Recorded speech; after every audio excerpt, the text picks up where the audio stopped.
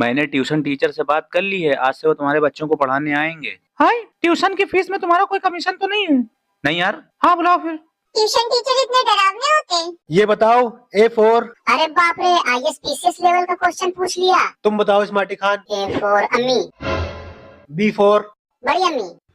मुझे डरा रहे हो, रुको पापा से बता के आ रहे हैं। पापा पापा, ट्यूशन टीचर मुझे डरा रहा है। हाय, उसकी इतनी हिम्मत? मैं नहीं पढ़ूंगा। मेरे बच्चों को डरा रहा है, रुक तुझको बता रहे हैं।